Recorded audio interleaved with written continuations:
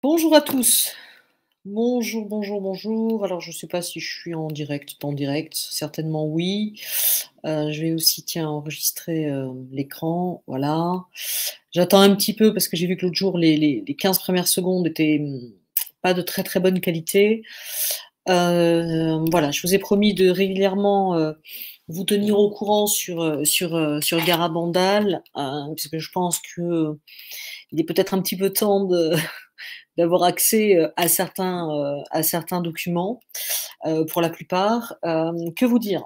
Hem, YouTube, laisse les vidéos dans le temps, donc l'actualité de ce soir sera peut-être une non-actualité dans 1 an, 2 ans, voilà, en regardant cette vidéo ce soir.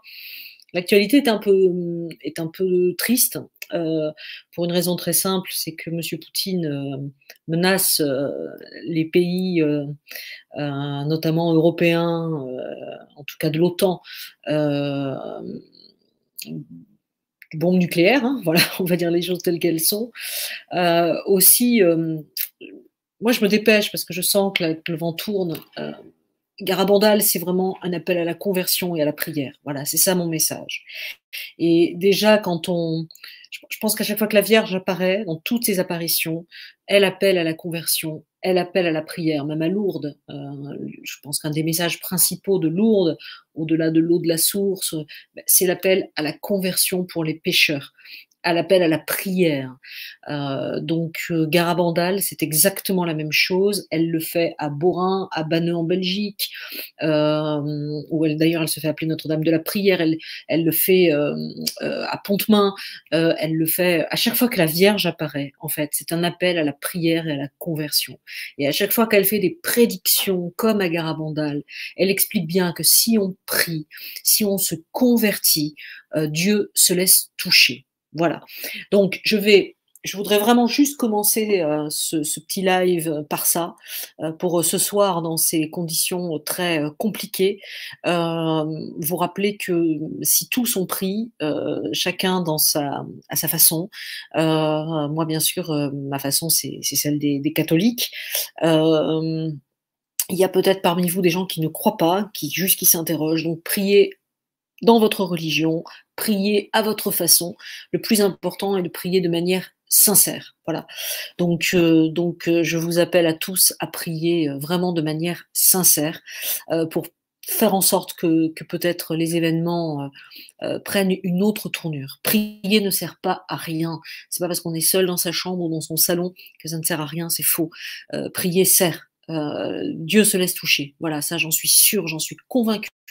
Donc vraiment, je vous invite le plus fermement possible, avec le plus de tendresse possible, à la prière. La prière peut changer le monde, parce que la prière rentre dans les esprits, et donc même dans les esprits plus faibles. Donc priez pour que les petits anges entourent, notamment ce soir, Monsieur Poutine, et que son cœur puisse se radoucir, et qu'il puisse surtout entrevoir qu'il y a d'autres chemins que celui de la guerre et de la frayeur et de la terreur. Voilà.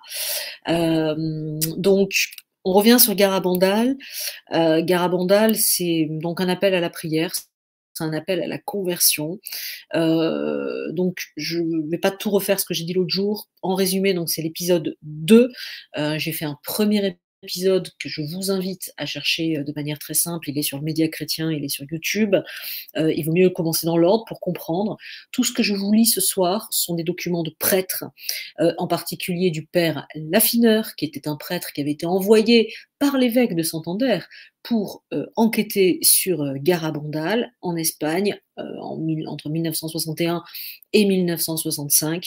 Le document que j'ai commencé à lire sur le premier épisode, c'est un document d'une apparition qui est incroyable. C'est un document exclusif qui n'est jamais sorti, qu'on a retrouvé dans une caisse, qui était écrit pour être envoyé au Vatican. Je ne sais pas si ce message a été envoyé à l'époque au Vatican, puisque le prêtre qu'il a écrit en 1969 est décédé dans la foulée. Donc je ne sais absolument pas si ce dossier est resté dans une malle ou si ça a été envoyé. ça fait moi plus d'1 an et demi que j'ai ce document dans mes mains et celui-là et beaucoup d'autres et donc je pense vraiment qu'il est temps, de communiquer tout ça au monde. Donc je reprends la lecture du document là où je m'étais arrêtée la fois dernière. Ce document, parce que la fois dernière je ne l'ai pas dit, donc c'est une apparition qui a jamais vraiment été décrite. En tout cas pas par un prêtre. C'est l'apparition du 18 juin 1965. Et pour rappel, puisque l'autre jour je ne l'ai pas fait, le message du 18 juin 1965, c'est le message donné par l'ange. Ce n'est pas une apparition de la Vierge, mais une apparition avec l'ange. Et c'est peut-être un des messages les plus durs de Garabandal. Et je trouve que c'est un message qui résonne particulièrement bien ce soir avec l'actualité. Le message, peut-être que beaucoup d'entre vous le connaissent, et après je reprends la lecture du document écrit par le père Laffineur.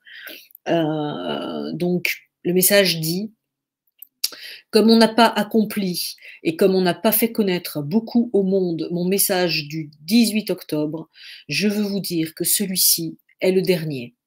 Auparavant, la coupe de la colère divine se remplissait, maintenant elle déborde. Les cardinaux, évêques et prêtres marchent nombreux sur le chemin de la perdition et entraînent avec eux beaucoup plus d'âmes.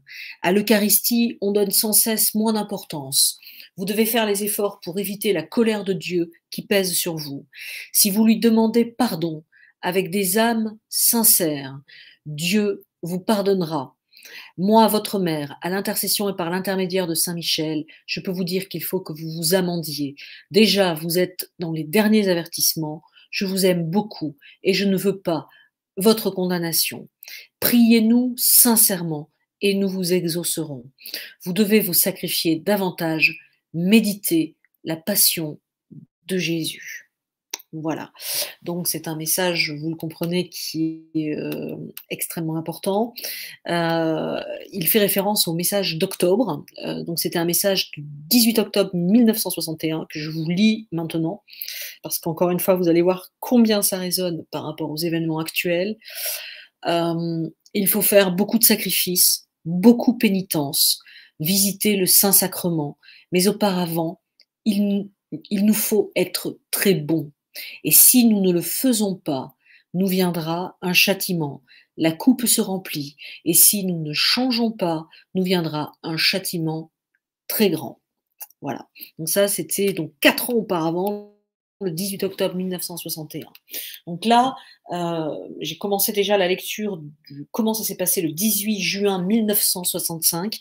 Et donc je vais continuer cette lecture donc de ce document écrit par le père Laffineur. Donc hop, alors attendez, parce qu'en même temps je fais la réalisation. Alors attendez, parce que je veux que vous voyez le document. Ce soir, je vais aussi vous montrer des diapositives, parce que j'ai un gros paquet de diapositives qui n'ont été jamais vues. Alors certaines, peut-être que vous les aurez vues, parce qu'il y en a qui sont mélangées, et que les diapositives que j'ai eu la chance d'avoir en ma possession, il y en a qui ont été diffusées, mais il y en a qui sont restées dans les cartons à diapositives. Donc moi, je vais vous montrer un peu ce que j'ai, mais voilà, certainement, il y en a que vous connaîtrez déjà. Alors, j'attrape moi bien le document pour bien le lire. Excusez-moi, parce que j'ai tout sur l'ordinateur. Voilà. Donc, moi, je me le mets en gros plan. Hein, Donc, la dernière fois, je vais relire juste le dernier paragraphe de ce que j'avais lu la dernière fois pour que vous récupériez la suite. On en était au fait que l'ange voilà, n'a fait que toucher le crucifix. Voilà. Et du coup, le père Laffineur explique quelque chose qui est important, qui dit: cela n'a l'air de rien, et pourtant le théologien attentif réfléchira longuement sur cette affirmation de la voyante. Le baiser au crucifix est réservé à Notre-Dame et à l'humanité rachetée. Supposer une seule seconde que Conchita ait pu inventer ou recevoir de l'enfer pareille lumière est une aberration plus qu'évidente. J'en appelle sans crainte à qui que ce soit. Chers amis, après ces trop brèves considérations sur le contenu doctrinal de l'extase, revenons aux attitudes contrôlables et dûment contrôlées de l'extatique elle-même. Donc il parle de Conchita, bien entendu, qui est en extase, donc devant sa vision. Toujours à genoux, la tête toujours renversée en arrière, les yeux toujours grands ouverts, les paupières toujours immobiles, les pupilles toujours dilatées et fixant je ne sais comment sa vision, Conchita vient de lever le bras droit et d'offrir son crucifix à l'archange. Je pressens qu'elle va maintenant s'occuper des assistants d'une manière spéciale. Mais je ne devine pas que cette fois, contrairement à ce que j'avais vu en d'autres occasions, ce sera sans détacher les genoux du sol, par les seuls mouvements des bras et du buste. Tout à coup, sa main droite passe devant mon visage et elle offre son crucifix aux lèvres du vénérable père Pell qui se trouve à ma gauche. D'abord surpris, celui-ci se ressaisit immédiatement et retient dans les siennes la main de la voyante qui se laisse faire gentiment. À ce moment, je pense secrètement, maintenant c'est mon tour. Pas du tout. Le crucifix me repasse devant le visage et Conchita le glisse délicatement dans sa main gauche. Elle incline le buste en arrière gracieusement et du bras gauche pose doucement le crucifix sur la bouche de monsieur Jean Mazure qui était derrière elle et ne s'attendait certes pas à pareil bonheur. Le buste se redresse, le crucifix repasse dans la main droite, les épaules retournent en arrière avec la même grâce et cette fois, c'est monsieur Pierre Piquet qui est également derrière elle, à côté de monsieur Mazure. Aussi étonné, mais aussi heureux que ce dernier, il embrasse le cher crucifix à son tour. Manifestement, l'extatique a obéi, l'extatique c'est donc Conchita, hein, a obéi à la volonté de Saint-Michel, qui est l'ange, qui est l'apparition de ce soir-là, qui lui a indiqué les bénéficiaires de sa tendresse céleste. Nous savons en effet par les voyantes que leur vision, la Vierge ou l'ange, indiquait elle-même toujours ce qu'elle devait dire ou faire aux assistants. Examinons bien ce cas du 13 juin 1965 et essayons de comprendre l'incompréhensible. Dans cette foule haletante internationale, seuls le père Pell, monsieur Mazure et Piquet ont été choisis. Les Espagnols en furent d'abord déçus, car tous trois sont français. De plus, ils sont arrivés au quadro, quand l'extase était déjà commencée. Je veux dire par là que Conchita ignorait de sciences humaines leur présence, et que si elle n'avait pas été réellement en extase, elle m'aurait offert à moi-même le crucifix, parce que je l'avais amenée au rendez-vous céleste, et que j'étais plus proche d'elle que ses trois amis. Le lendemain matin, le 19 juin donc, avec le docteur Ortiz, bien connu et un pèlerin écossais, à Troyes, nous avons essayé de reproduire les mouvements de l'adolescente, et en particulier ceux de ses bras et de son buste. Ce fut absolument impossible et de loin. Comment Conchita, sans déplacer les genoux, a-t-elle pu faire ces mouvements extraordinaires?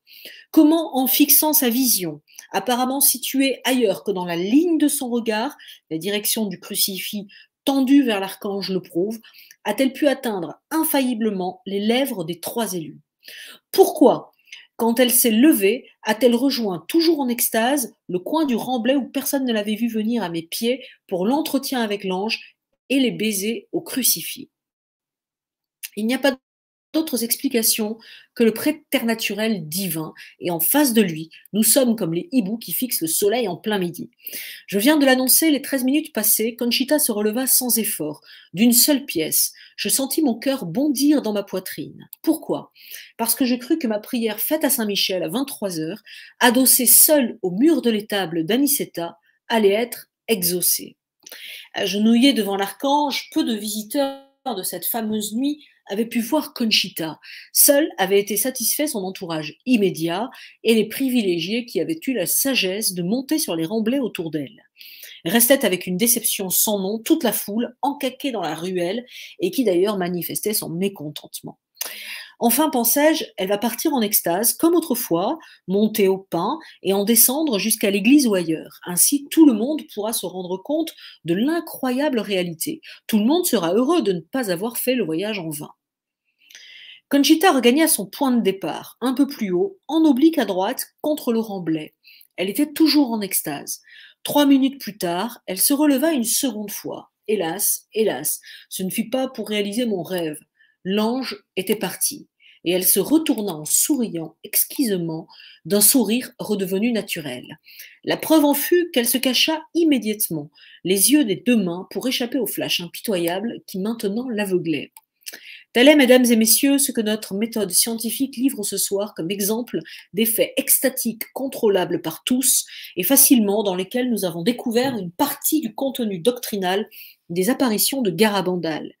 Pour être fidèle au chapitre 2 de notre livre L'étoile dans la montagne, il ne me reste plus à vous parler que des guérisons et des conversions.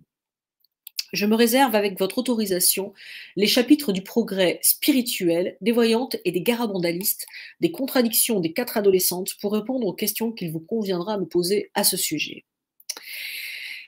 Les guérisons miraculeuses et les conversations à la foi catholique ou à une vie spirituelle profonde due à Garabandal sont nombreuses de par le monde. La Sainte Vierge des apparitions s'intéresse aussi et vivement à l'œcuménisme, comme une mère qui veut rassembler tous ses enfants sous son manteau et dans son cœur.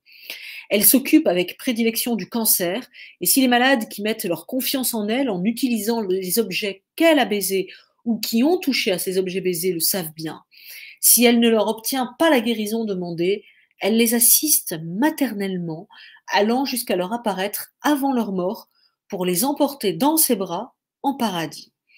Quant aux ascensions spirituelles des âmes, disons quant à leur montée du Carmel, rien n'est plus émouvant pour un prêtre que de recevoir sur place, à Garabandal même, les confidences de ceux qui en gravissent le chemin. Nous écrirons un jour plus tard cet admirable et miraculeux florilège. Pour rester fidèle à mon propos qui était d'illustrer la méthode scientifique à travers une seule extase dûment contrôlée, permettez-moi de terminer ma démonstration en me limitant toujours au seul 18 juin 1965. Je contrôle bien que le document, ça soit bien le même, hein, c'est ça, on est d'accord. Ce jour-là, cette nuit-là, nous étions donc 500 visiteurs, m'a-t-il semblé. D'autres ont parlé d'1 millier, mais on exagère toujours en pareille occasion si on ne dénombre pas exactement les présences. Ce vendredi-là, en dehors de ma petite conférence de presse et de mes réflexions au français devant la maison de Conchita, j'ai peu parlé aux assistants. Ma mission n'était pas d'abord celle-là. Pourtant, je connais fort bien, et pour cause, 2 de mes compagnons qui furent guéris le 18 juin 1965 et qui le sont restés à ce jour. Et il suffit d'avoir la confiance de M. Mazur et Piquet pour découvrir les grâces qu'ils ont eux aussi reçues. Le dernier, qui était professeur laïque au collège de Moléon, est actuellement dans un séminaire où il se prépare au sacerdoce. Voyez et jugez, je ne vous ai parlé que de 4 personnes sur 10 qui m'ont apporté leur témoignage. L'extase terminée, on se retrouva dans la cuisine de Conchita. Il était 00h30 quand j'y arrivai. Il y avait là, entre autres, M. Sanchez Ventura, le père Luna, tous deux de Zaragoza, et M. Mazur, particulièrement ému. Aux questions habituelles, Conchita répondait « Je ne vous donnerai le message demain après la messe de 13h, et autre chose aussi. » Cette autre chose, ce fut l'avertissement qu'elle tenait de la Sainte Vierge depuis l'apparition de celle-ci au pain le 1er janvier 1965. J'avais du temps devant moi et je ne pouvais oublier le rapport que monseigneur Beitia, l'évêque d'alors à Santander, espérait de moi. J'attendis donc 2 jours avant de retrouver Conchita dans l'intimité chez elle. Quand je la revis, à l'aise et en toute liberté, elle me reparla du message dont elle m'écrivit de sa main le texte exact. Puis nous abordâmes la question de l'avertissement qu'elle me transcrivit également. Conchita, pourquoi as-tu attendu presque 6 mois avant de le révéler? Père, la Vierge m'a dit tant de choses, mais elle ne m'a pas précisé si je devais ou si je pouvais les répéter. Alors je ne sais comment faire. Mesdames et messieurs, puis-je demander si vous avez bien entendu? Permettez-moi de répéter les paroles de Conchita. Père, la Vierge m'a dit tant de choses, mais elle ne m'a pas précisé si je pouvais ou si je devais les divulguer. Alors, je ne sais comment faire. Elle m'a regardé de son regard si beau et si profond, mais je me suis tue, par respect pour le ciel et l'une de ses messagères. Pour vous garder l'écho de cette extraordinaire confidence, et sachez tous que Garabandal, qui pour moi est la continuation et l'amplification de Fatima et des autres apparitions reconnues par l'Église, est inépuisable à tous égards. Et là, c'est Marielle, c'est moi qui fais une petite parenthèse. Je ne vous cache pas que ce soir, je pense particulièrement avec les menaces de M. Poutine, les conjonctions de dates, la construction de l'Ukraine pendant Lénine en 1917, la consécration au cœur immaculé de Marie de la Russie, qui n'a jamais vraiment été faite. Le pape Jean-Paul II a consacré tous les pays, toutes les nations au cœur immaculé de Marie, mais il n'a jamais prononcé le mot de Russie. Alors j'en parlais avec un ami il y a peu de temps, et qui me disait, mais Dieu le sait, Dieu n'est pas fou, il sait très bien que si c'est toutes les nations, la Russie est comprise dedans. Moi j'ai envie de répondre, oui, Dieu il le sait, mais peut-être pas le président russe, peut-être pas les Russes eux-mêmes. Donc c'est vrai qu'il aurait été peut-être mieux que le mot Russie soit prononcé. Voilà. Je pense aussi au président Kennedy, qui à l'époque, supposant que le troisième secret de Fatima résonnait avec une explosion nucléaire, voilà, avait demandé à lire ce troisième secret, le Vatican le lui avait amené. Donc je ne peux ce soir m'empêcher de penser à l'apparition de Fatima. Et en effet, pour moi, Garabandal est dans la suite totalement de Fatima. Et vous voyez, le père Laffineur l'écrit et l'écrivait bien avant que même que je ne vienne au monde. Allez, je reprends la lecture du père Laffineur. Je revis Conchita, et longuement la veille de mon départ, je lui dis « Demain, je rencontrerai monseigneur Beitia. Bon père, je vous remettrai une lettre pour lui. Et si tu m'en confiais une pour Rome ?» Elle leva les yeux, apparemment sans comprendre l'importance extrême de ma question et de la proposition qu'elle supposait. N'obtenant pas de réponse, je sortis, ne me reconnaissant pas le droit d'insister. Si l'un ou l'autre d'entre vous s'étonnait de mon attitude, de la réserve extrême que j'ai toujours eue devant les voyantes de Garabandal, je n'hésiterai pas à dire, quand il s'agit des choses de Dieu, il faut toujours attendre que son heure à lui soit venue. Et ça, c'est extrêmement important. Vous voyez, c'est exactement ce que je disais sur la première vidéo, le temps du ciel n'est pas le nôtre. Voilà, donc voilà, tout cela, on peut faire des suppositions, comme ce que je viens de faire moi-même il y a 5 minutes, mais gardons la foi, prions jusqu'au bout. C'est vraiment un appel, et en particulier ce soir, à la prière et à la conversion. Je retrouvais monseigneur de Santander dans son bureau, le jeudi où, en l'octave de la fête du Corpus Christi, je lui remis la lettre de Conchita qu'il lut immédiatement en silence. Cela me suffisait, mais j'y tenais absolument. Je savais en effet qu'une autre lettre de Conchita, une autre lettre que Conchita lui avait également adressée auparavant par la poste, je crois, ne lui était jamais parvenue. On l'avait interceptée avant son arrivée à destination. Nous allions causer quand le téléphone sonna. Nous allions essayer une seconde fois de parler.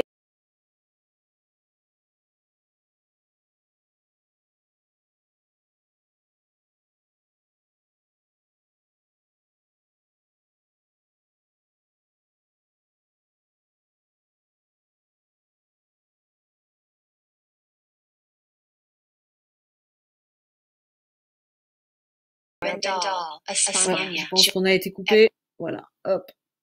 C'est pour ça que ça parlait. Voilà,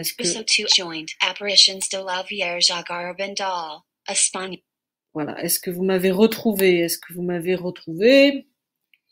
Alors, je ne dis pas vos... Visiblement, on a été coupé, les amis. Alors, attendez, j'essaye de voir si je peux trouver les chats. Est-ce qu'il y a des chats ici? Ouais, ici. J'aimerais bien voir les chats. Comme ça, je vois, vous me dites si on y est, si on n'y est pas.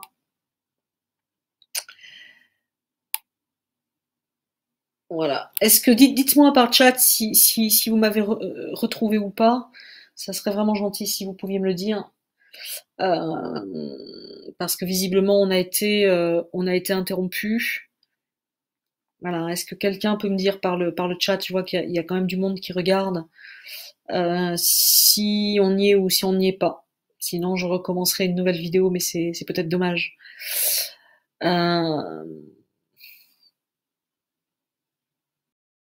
Est-ce que je suis toujours en ligne ou pas? Je n'en sais rien. Alors, je vais essayer de chercher sur YouTube directement, parce que là j'étais sur un encodeur. Allez, je vais essayer d'aller voir sur YouTube, tout simplement. Dites-moi, sinon, ça serait gentil de me dire si vous me voyez, si vous me voyez pas. Oui, merci Catherine. Ok, super. Donc ça m'évite d'aller sur YouTube. Donc je vais continuer. Désolée, on a été il y a une rupture qui s'est faite. Et comme je lis, je peux pas regarder l'écran où vous m'écrivez. Je le vois après.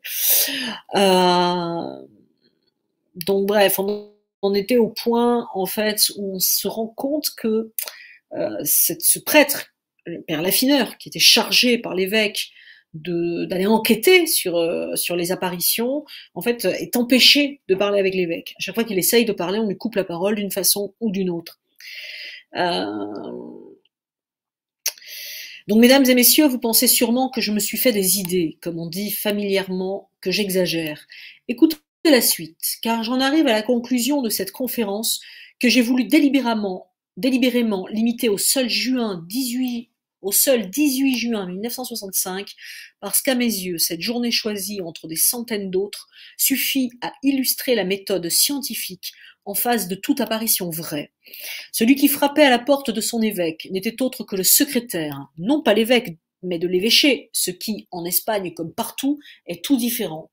Un chanoine de 73 ans qui, depuis 40 années, avait fait, permettez-moi l'expression, qui n'a rien de péjoratif, la politique, la vie du diocèse.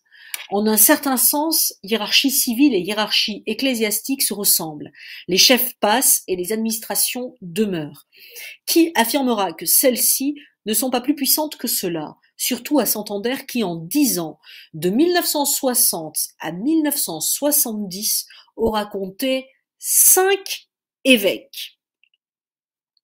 Ce secrétaire tout-puissant avait tout fait, avec d'ailleurs une hypocrisie rare, pour m'empêcher d'obtenir de Monseigneur Beitia l'autorisation de monter à Garabandal pour le 18 juin. Il allait tout essayer pour étouffer la vérité de cette journée historique, en commençant par me faire sortir du bureau épiscopal. Il m'accrocha immédiatement, et avec un visage diabolique, le mot n'est pas trop fort, il s'exclama « Ah, père Laffineur, un miracle au village, n'est-ce pas ?» Non, monsieur le chanoine, une apparition vraie. Après cela, grâce à ces intrigues, je fus déféré au tribunal de l'un de ses compères, un jeune chanoine, sans scrupules, pire encore que ce redoutable secrétaire. J'ai écrit le résumé de cette dernière rencontre dans le chapitre 34 de l'Étoile dans la montagne, intitulé Devant la commission. On peut s'y reporter car tout est bien vrai. Hélas, à ce moment-là, je n'ai pas compris la manœuvre odieuse dont nous avons été victimes, Monseigneur Beitia et moi. Comme je la vois très clairement aujourd'hui, je reviens sur le sujet. Ce qui est vachement important, je fais une petite pause, c'est que en fait, le père Laffineur explique vraiment que l'évêque n'était pas au courant et que l'évêque lui-même était un peu promené par son entourage. Donc le vieux secrétaire fit couper court à mon entretien avec son évêque, à qui je n'eus pas le temps de faire rapport sur le 18 juin 1965. Avec ce seul document, on comprend quand même pourquoi il y a eu autant de freins en fait à la reconnaissance de Garabandal. Allait-on me questionner sur ce sujet dans le singulier tribunal qu'il m'avait préparé? Nullement. Tout se passa dans un restaurant où je comparus devant un seul prêtre qui, tout en mangeant, me soumit à un interrogatoire de 4 heures, en espagnol et non en français, ma langue personnelle. De l'apparition de l'archange, mon interlocuteur ne fit même pas mention, visiblement. Je n'avais rien à apprendre à ce sujet de la commission. Ce qui l'intéressait, c'était de me prendre au piège à propos des autres faits de Garabandal, de pervertir le sens de mes réponses, de trouver en toute autre chose quelque argument défavorable aux apparitions et finalement de m'extorquer la signature de ma déposition. Est-ce que vous vous rendez compte que c'est un prêtre qui est en train de parler de ce qu'il a vu? Et là, on est quand il a vécu ça, c'était en 1965, il l'écrit plus tard, hein, là il écrit en 1969, mais quand il a vécu ça, c'est en 1965, donc imaginez-vous les freins qu'il a eus de la part d'autres prêtres. Je répète avec la plus grande fermeté ce qui s'est passé au dernier moment de cet entretien. J'ai refusé de signer pareille imposture, et mon interrogateur juge, le jeune et vaniteux chanoine de Santander, qui avait piétiné pendant 4 heures toutes les règles canoniques régissant tout procès d'apparition vrai ou non, n'hésita pas à commettre devant moi un faux en écriture. De sa propre main, mais en lettres capitales, il osa écrire mon prénom et mon nom en dessous du manuscrit espagnol qu'il avait aussi rédigé lui-même. C'est très grave ce que dit le père Laffineur, très très grave. Mesdames et messieurs, vous avez bien entendu, le greffier factotum de la commission de Santander est un faussaire.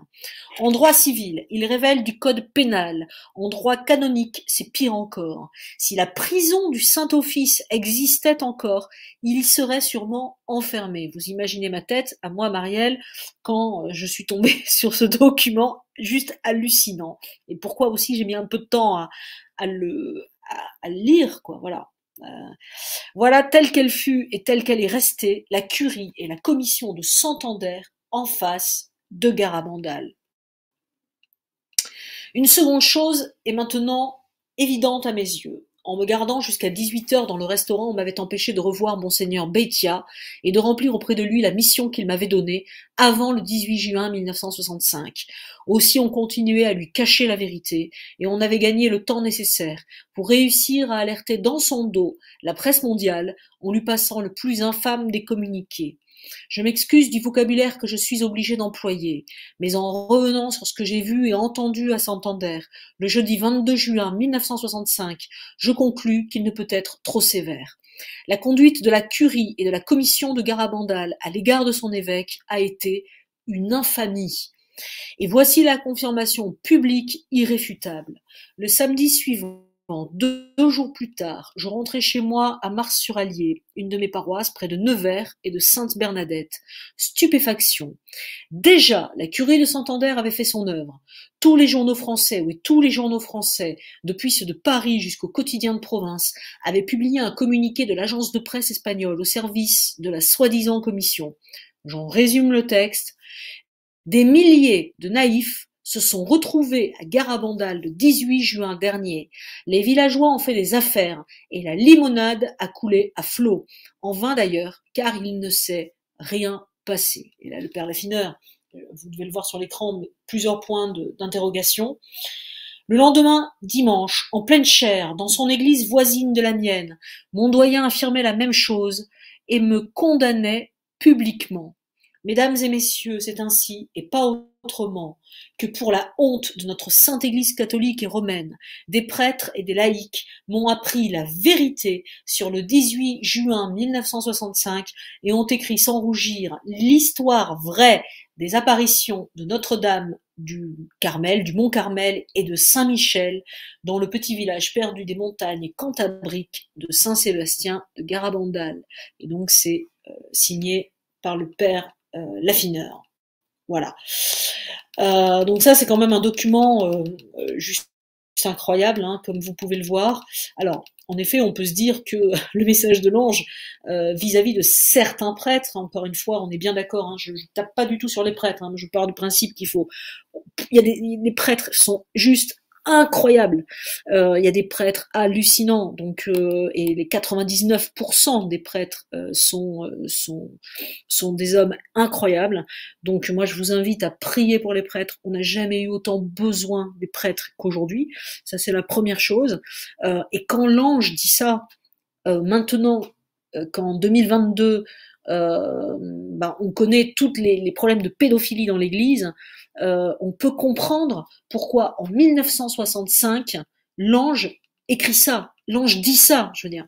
Donc aujourd'hui qu'on a du recul, on peut quand même commencer à comprendre qu'en fait le ciel lui voyait ce qui était en train de se passer et a tout fait aussi pour nous en avertir. Donc encore une fois, il n'est pas question avec Garabandal de condamner les prêtres, mais bien au contraire, la preuve. Là, tous les documents que je vous lis, et je vous assure, vu le temps que ça prend, je pense qu'il va y avoir 30 épisodes, parce que j'en ai des documents confidentiels, je peux vous l'assurer, et vous voyez que c'est juste énorme. Donc voilà, donc prions pour les prêtres, mais la Vierge nous a prévenus, l'ange nous a prévenus, la coupe se remplit, c'est donc un appel à la prière avec un cœur sincère. Si vous ne savez pas prier, juste implorer le ciel, parler aux nuages, parler au ciel, Dieu il se laisse toucher. Si vous êtes sincère, vous n'avez pas besoin de faire 15 ans de théologie, parlez avec vos mots, parlez de votre façon, mais priez. Et ce soir particulièrement, et je suis désolée, que l'épisode 2 soit un peu marqué par le temps. Hein. On est le 27 février 2022 et voilà, on est rentré en guerre, enfin la Russie est entrée en guerre contre l'Ukraine et M. Poutine a menacé de la force nucléaire tout à l'heure, donc on est un peu sous le coup. Euh, donc voilà, donc dites le rosaire chez vous, si vous connaissez pas le chapelet, dites ce que vous voulez, mais priez. C'est un appel à l'humilité, à l'ego, au manque d'ego, justement, au fait d'annuler l'ego. Et c'est un appel à la prière. Je vous ai promis quelque chose, je vous ai promis de vous montrer des diapositives. Alors, je vais vous montrer des diapositives qui n'ont, je pense, jamais été montrées. Je, je pense, j'en ai à peu près 400, 500. Donc là, ce soir, je vais vous en montrer quelques-unes. Alors, attendez, c'est celle-là. Voilà, je l'affiche. Je les affiche ici. Voilà. Ce que je vais faire, attendez, je vais m'enlever à moi.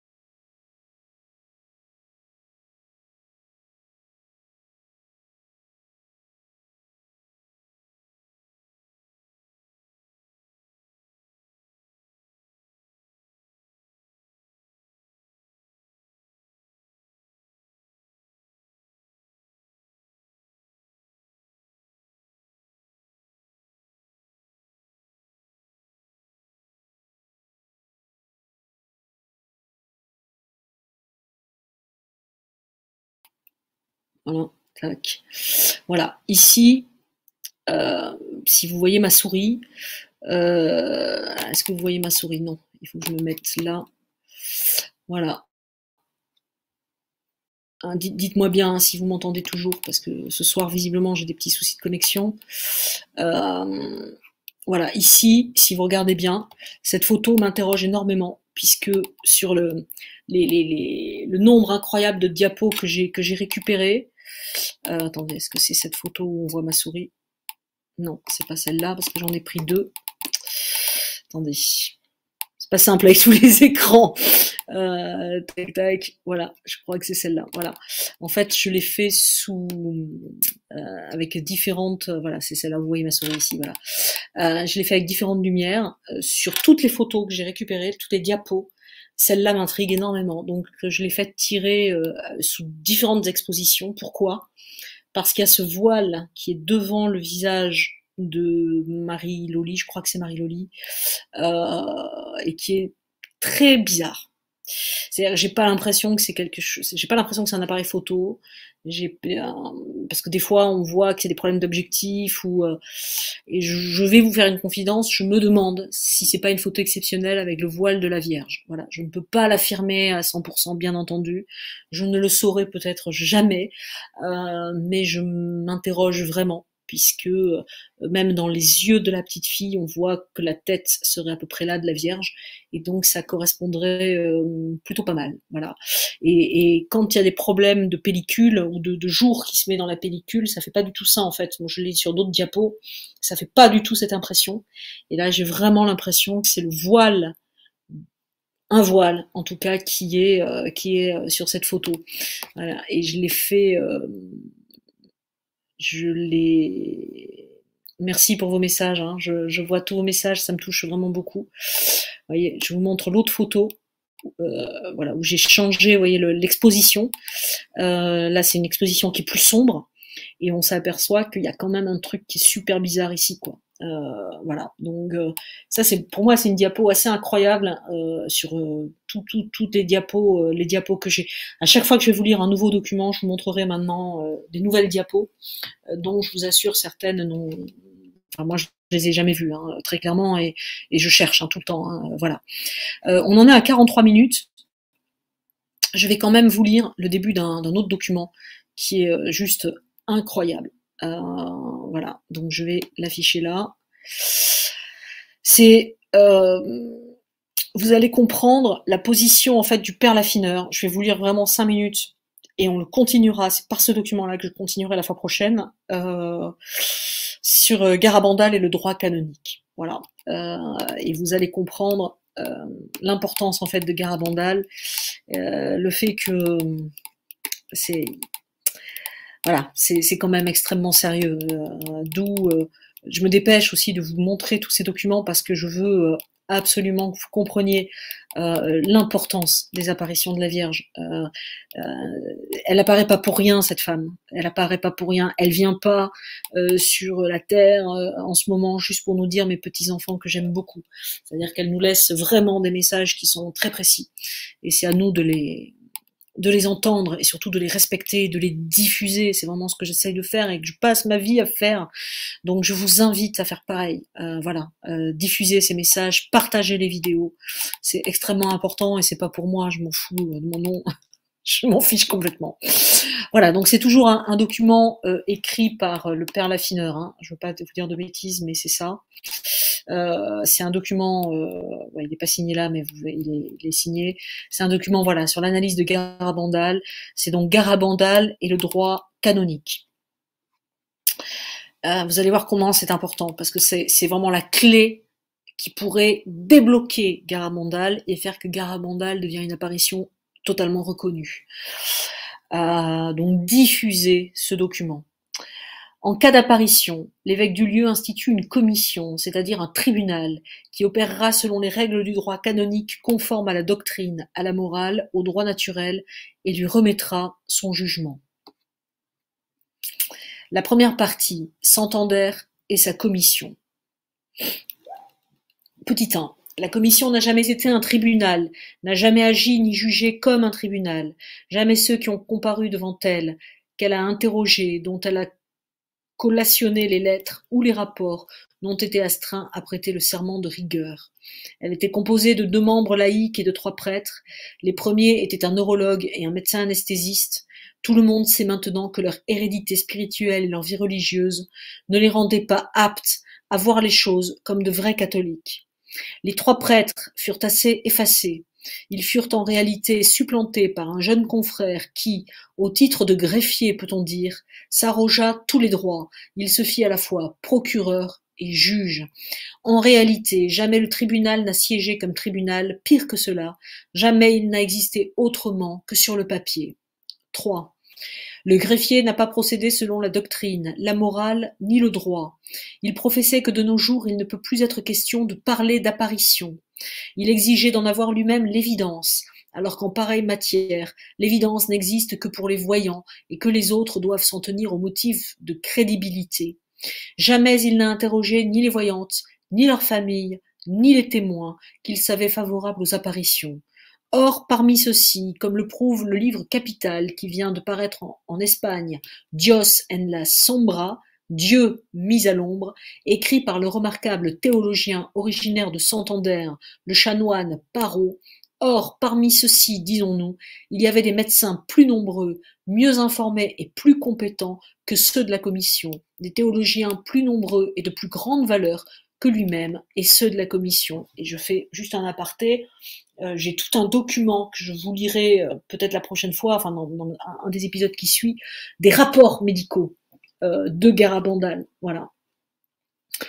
Il ne s'est rendu comme ces 2 médecins que 2 ou 3 fois sur place et s'y est conduit d'ailleurs avec une légèreté inexplicable.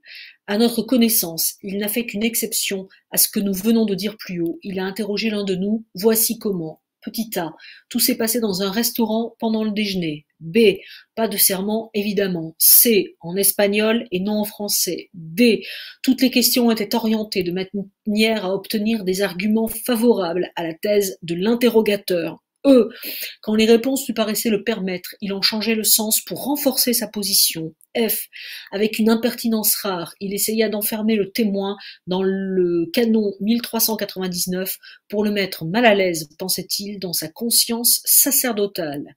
G, le témoin n'a supporté cet interrogatoire que pour profiter de l'occasion providentielle qui lui était donnée de découvrir l'âme qu'il avait en face de lui et juger, en toute connaissance de cause, de sa suffisance incroyable et de sa mauvaise foi évidente. H. L'interrogatoire terminé, le greffier, procureur et juge demanda à notre ami de signer ce qu'il considérait comme une déposition. Notre ami refusa évidemment. Alors, sous ses yeux, l'interrogateur signa lui-même en lettres capitales. On ignorait ainsi le véritable signataire, le prénom et le nom du témoin. Comme escroquerie, on ne fait pas mieux. I. Nous savons que l'intéressé s'est autorisé de ce document qu'il présentait comme authentique en plusieurs circonstances. Nota bene. En fait de signature à Santander, il ne faut s'étonner de rien. Le même greffier, procureur et juge détenait ce qu'il appelait le dossier. Il en feuilletait les pages rapidement devant certains visiteurs pour les impressionner. Ce dossier contenait les arguments contre Garabandal. Notre ami a vu la signature de Conchita de juillet-août 1961 à Santander. Connaissant parfaitement l'écriture de l'enfant à l'âge de 12 ans, il a remarqué que celle du dossier était trop belle pour être sûrement la sienne. Surtout, il a constaté que le texte de Conchita était mutilé. Elle avait dit « Je n'ai pas vu la Vierge, mais mes compagnes l'ont vue et le message est vrai ». Il ne restait dans une écriture trop parfaite que les mots « Je n'ai pas vu la Vierge ». En d'autres termes, dès juillet 1961, on avait déjà laissé tomber les « mais ». Ce procédé changeait en négation formelle ce qui était essentiellement des contradictions. Monseigneur Puchol allait imiter en mars 1967, 6 ans plus tard, l'exemple faussement odieusement concluant de la soi-disant commission qui ne fut jamais un tribunal canonique. Grand 4. Il y a pire peut-être en soi et dans ses conséquences, en feuilletant son dossier devant certains, nous n'avons pas eu ce privilège à propos de ce que nous allons dire, en le feuilletant rapidement, de manière à ne pas permettre son interlocuteur de lire lui-même très exactement la page entière, le greffier, procureur et juge faisait état d'une lettre de Conchita dans laquelle elle lui aurait parlé de la nature du miracle à venir. On nous a signalé le contenu de cette lettre. Voici nos remarques. Ah, Monseigneur Bétia a toujours affirmé n'avoir pas reçu de lettre de Conchita à ce sujet, et Conchita a toujours affirmé qu'elle l'avait envoyé à son adresse à l'évêché de Santander. B. Si la lettre du dossier est authentique, il y a donc eu manœuvre impardonnable du secrétariat de l'évêché. Celui-ci aurait, à cet égard, usé du barrage inouï qu'il avait établi entre son évêque et les visiteurs qui venaient demander à Monseigneur Bétia l'autorisation de monter à Garabandal. Au sujet de ce barrage scandaleux, l'un d'entre nous qui ne l'a franchi que par miracle peut faire des révélations plus qu'étonnantes. C'est le contenu de cette lettre nous paraît non authentique. En effet, Conchita nous a toujours dit et répété: le père Luis Andréou est mort de bonheur pour avoir vu d'avance le miracle. Quand nous verrons ce miracle à notre tour, nous mourrions nous aussi de bonheur si nous n'avions pas pendant le quart d'heure qu'il durera la grâce nécessaire pour en supporter la réalisation. Deux conclusions donc s'imposent. Dans le dossier, on laisse entrevoir rapidement une lettre qui est ou volée à son évêque ou fausse. Voilà. Je vais m'arrêter là ce soir. La suite du document dans l'épisode 3. Voilà, vous comprenez que Garabandal a eu des détracteurs dès le début. C'est un truc de dingue en fait. Voilà, c'est un truc de dingue parce que moi je suis à la base, je viens de la télévision, je viens du monde de l'image, et quand je vois toutes ces photos, quand je vois tous ces documents vidéo, bah c'est pas faux en fait. Voilà, c'est très simple. Les petites, elles ont pas menti. Et puis quand je vais vous lire les rapports des médecins, quand je vais vous lire en fait la véritable enquête qui a été faite, vous allez halluciner quoi. Enfin, donc après, pourquoi le Vatican ne le reconnaît pas? Bah parce que c'est peut-être pas fini, vous voyez ce que je veux dire. La Vierge a quand même fait des prédictions qui ne se sont pas passées, donc peut-être qu'on ne peut pas en vouloir au Vatican de ne pas pour l'instant reconnaître Garabandal. La prudence est de mise, hein, et la rigueur est de mise. Ça serait pas sérieux presque, j'ai envie de dire, de reconnaître quelque chose qui est pas fini. Mais moi je peux vous le dire ce soir, c'est vraiment ma conviction, l'appel à la bonté, l'appel à la conversion, l'appel à la prière, l'appel à la communion, puisqu'à Garabandal, il y a le miracle de l'Eucharistie sur la langue de la petite fille. Voilà, c'est signé de la main de la Vierge. Voilà. Je vous invite, pour finir cette vidéo, à la prière, en particulier ce soir, en particulier cette nuit. On prie pour l'Ukraine, on prie pour les gens qui sont sous les bombes en ce moment, et on prie pour le monde, parce que je crois que le monde en a besoin. Et puis prier les anges d'aller parler au cerveau de Monsieur Poutine et de faire en sorte qu'il choisisse la voie la plus courageuse, qui est la voie de la paix. Voilà, parce qu'il faut beaucoup plus de courage pour faire la paix que pour faire la guerre. Voilà, je vous embrasse très fort. Faites la paix autour de vous, parce que c'est bien de voir Poutine, l'Ukraine, etc. Mais si chacun d'entre nous, déjà dans notre entourage, nous réussissons à faire la paix, déjà ce monde irait bien mieux. Je vous embrasse, je vous souhaite une très très bonne soirée. Tout au long de la semaine, je vais continuer à diffuser au maximum ces documents pour que le sujet de Garabandal soit enfin pris extrêmement au sérieux. Et je pense à l'âme, et je prie pour l'âme du père Laffineur qui est décédé en 1970, parce que ces documents, 50 ans plus tard, sont en train de ressortir d'une malle du passé. Je vous embrasse. Belle soirée à vous.